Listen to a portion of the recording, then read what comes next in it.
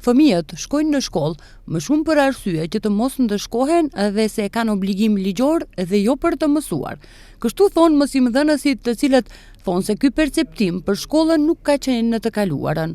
Sipas mësimdhënësve, në të kaluarën, nxënësit brenda një muaji kanë lexuar 3 ose 4 libra jashtë procesit mësimor.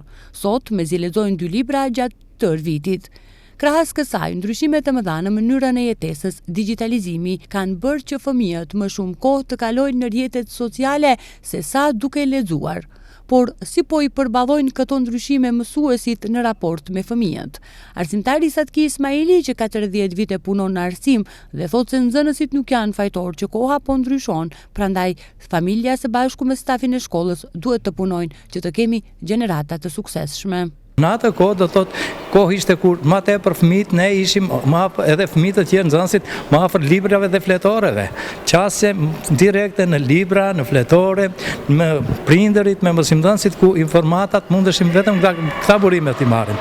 Po tani është një kohë ku informatat, burimet dhe qasja në të dhëna është më vetëm në rrjetet sociale, në kërkuesit e ndryshëm në internet e kështu me radhë, ku librat po anashkalohen, ne po shikojmë se statistikat po tregojnë se ka rënje në lexueshmërinë e librave, sidomos në grup moshat që më të reja në shkollat fillore, sidomos në arsimin fillor.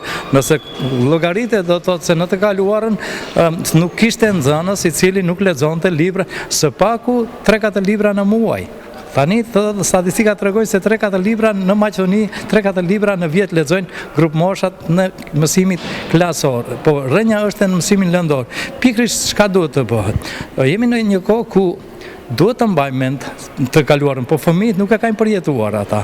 Pikërisht ne jemi ato që i kemi përjetuar si gjenerat që të bëjmë ndonjë reformë në vetveten, pikërisht të ndryshojmë veten për një qasje krejtësisht ndryshe që pak edhe fëmijët ti udhëzojmë dhe të këshillojmë se e kaluara është një thesar për të tashmen. Krahas mësimit, ndryshimet e mëdha në mënyrën e jetesës kanë bërë që të kemi gjenerata të cilat janë diametralisht të kundërta me gjeneratat e mëparshme. Prandaj kjo paraqit sfidë dhe për mësimdhënësit në këtë kohë, të cilët duhet të adoptohen me sistemin e ri. Krahas kësaj, sipas mësimdhënësve, tash nxënësit kanë më shumë mungesa në orët e mësimit se sa në të kaluarën.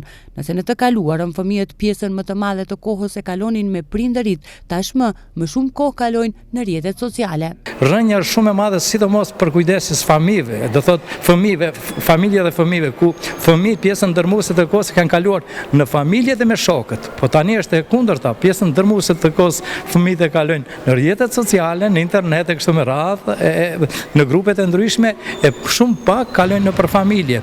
A mos flasim në atë se aktivitetet e tilla vëren edhe në shkolla, ku fëmijët më tepër kanë një qasje krejtësisht në shkollë se është një obligim i tyre ligjor që duhet të ndjekin mësim, po çka vërim? Vërim se numri i mungesave në shkollë është shumë i madh. Interesimi i nxënësve për mësim dhe për aktivitete është disi i imponuar, jo me kënaqësi të kryejnë aktivitete, të kenë një kreativitet i cili është një ndjenjë shpirtërore, të ndjenjë një kënaqësi se bën aktivitet në shkollë, por po tregojnë edhe ulëmtimet se nxënësit në Maqedoni po thuan se shkojmë në shkollë se kemi obligim ligjor dhe mësojmë se për shkak të notave, as si për gjëra të tjera.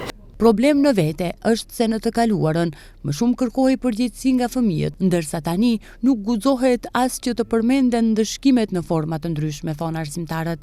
Ndërkaq sipas raportimeve, nxënësit e shkollave të mesme të Maqedonisë së Veriut kanë rezultate të dobta në testimin e PISA. Një nga arsyet e rezultateve të dobta është koha e pamjaftueshme e shpenzuar për të mësuar, pasi që nxënësit në Maqedoninë e Veriut kanë rreth 900 orë më pak se mesatarja e moshatarëve të tyre në vendet e zhvilluara.